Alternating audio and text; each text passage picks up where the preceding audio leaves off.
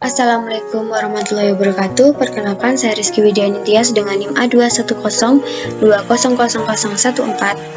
Di sini saya akan menjelaskan tentang akuntansi dasar mengenai materi bentuk-bentuk badan usaha. Apa itu badan usaha?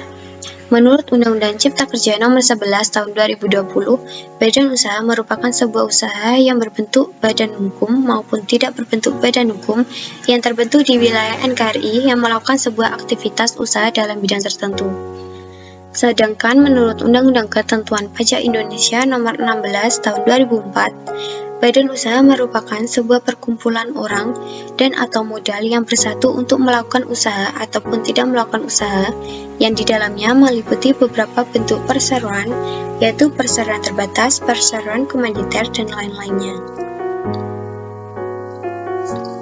Ciri-ciri badan usaha.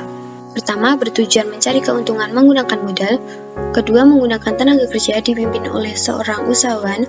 Ketiga, adanya kekayaan terpisah antara milik badan usaha dan pemilik badan usaha. Dan yang terakhir, adanya kepentingan untuk kelangsungan hidup badan usaha. Fungsi badan usaha. Yang pertama, fungsi komersial. Badan usaha sebagai fungsi komersial memiliki dua fungsi, yaitu fungsi manajerial dan fungsi operasional. Fungsi manajerial yaitu suatu badan usaha menyangkut perencanaan, pengarahan, pengorganisasian, dan pengawasan terhadap operasional badan usaha. Sedangkan fungsi operasional menyangkut sistem produksi, sistem purchasing, pemasaran, administrasi, hingga aspek kepegawaian. Kedua, fungsi sosial. Badan usaha harus memberikan manfaat kepada lingkungan sosialnya, baik bagi masyarakat maupun lingkungan sekitar. Biasanya, fungsi sosial badan usaha diwujudkan dalam bentuk JCR. Dan yang ketiga ada fungsi pembangunan ekonomi. Badan usaha menyediakan pekerjaan yang otomatis mengurangi pengangguran, juga meningkatkan pendapatan per kapita. Badan usaha dinilai sebagai roda penggerak ekonomi dalam negeri. Selanjutnya ada jenis-jenis badan usaha. Pertama, badan usaha agraris. Badan usaha agraris adalah badan usaha yang kegiatannya berfokus pada sektor pertanian atau agraria untuk menghasilkan produk tertentu. Yang kedua ada badan usaha industri. Badan usaha industri merupakan badan usaha yang kegiatannya berfokus dalam mengolah hasil bahan baku dari bahan mentah yang ada menjadi bahan siap jadi atau pakai. Yang ketiga ada badan usaha ekstraktif. Badan usaha ekstraktif merupakan badan usaha yang mengelola dan memanfaatkan sumber daya alam untuk mencari laba dan keuntungan. Sumber daya alam ini seperti mengelola hasil tambang, hutan, laut, serta minyak bumi yang sangat melimpah di Indonesia. Keempat ada badan usaha perdagangan. Badan usaha perdagangan memanfaatkan kegiatan penjualan, pembelian tanpa merubah bentuk, contohnya seperti bisnis retail seperti Matahari Store, Indomaret, dan Alfamart. Yang kelima ada badan usaha jasa. Badan usaha jasa adalah badan usaha yang kegiatannya bergerak dalam bidang pelayanan maupun penawaran jasa tertentu. Contohnya seperti jasa layanan pariwisata atau jasa layanan pendidikan bagi anak-anak di Indonesia. Berdasarkan pemilikan modal, yaitu ada BUMN atau Badan Usaha Milik Negara, yang dibagi menjadi 3 jenis, yaitu perusahaan perseroan, didirikan dengan tujuan mencari keuntungan. Bentuk modalnya adalah saham yang sebagian dimiliki oleh negara. Yang kedua ada perusahaan umum atau perum, didirikan dengan tujuan melayani kepentingan masyarakat luas mulai dari produksi, distribusi, dan konsumsi. Yang ketiga ada perusahaan jawatan, yaitu Perjan. Besarnya modal perusahaan jawatan ditetapkan melalui APBN. Kedua ada BUMD, Badan Usaha Milik Daerah, yang juga dibagi menjadi 2, yaitu Perumda, merupakan perusahaan daerah yang seluruh modalnya dimiliki daerah tersebut dan tidak terbagi dalam bentuk ekuitas atau saham. Dan yang kedua ada Persero Daerah. Persero Daerah merupakan jenis BUMD yang modalnya paling sedikit, 51% dimiliki daerah dan sisanya melantai di bursa. Biasanya berbentuk perseroan terbatas.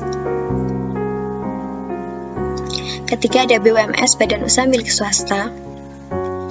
Badan usaha milik swasta ini juga dibagi menjadi dua, yaitu perusahaan swasta nasional, yaitu jenis BUMS yang modalnya dikuasai oleh masyarakat lokal dalam negeri, dan perusahaan swasta asing, yaitu jenis BUMS bentuk perusahaan yang beroperasi di Indonesia tetapi modalnya dikuasai oleh masyarakat luar negeri. Dan yang terakhir ada badan usaha campuran. Badan usaha campuran ini merupakan badan usaha yang sebagian dari modalnya adalah campuran yang dikuasai oleh pemerintah dan sebagian lagi dikuasai oleh swasta. Modal antara pihak swasta dan pemerintah ini tidak terjadi kesenjangan karena semua telah diatur berdasarkan kewenangan, hak, dan kewajiban kedua belah pihak.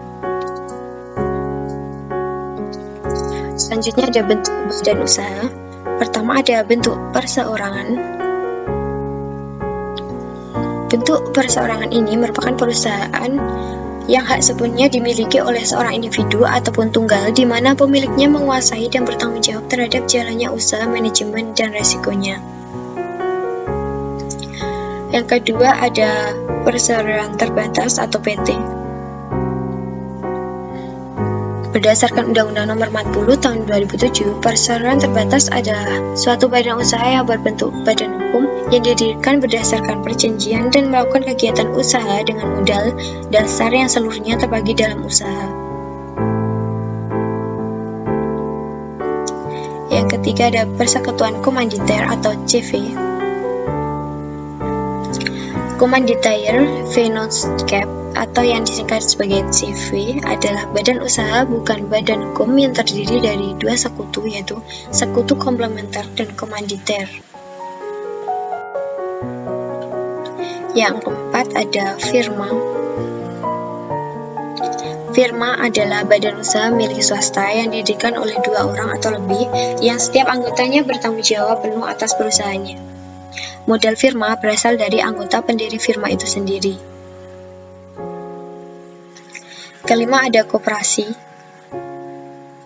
Koperasi merupakan badan usaha yang beranggotakan seorang atau badan hukum koperasi dengan melandaskan kegiatannya berdasarkan prinsip koperasi sekaligus sebagai gerakan ekonomi rakyat yang berdasar atas asas kekeluargaan. Dan yang terakhir ada yayasan. Yayasan merupakan bentuk badan usaha yang dilakukan dengan kerjasama bagi orang-orang yang bekerja dalam bidang sosial, kemanusiaan, serta keagamaan dengan tujuan untuk memberikan bantuan kepada sesama manusia guna meningkatkan kualitas hidup. Sekian yang dapat saya sampaikan. Apabila terdapat kesalahan, kurang lebihnya saya mohon maaf. Wassalamualaikum warahmatullahi wabarakatuh.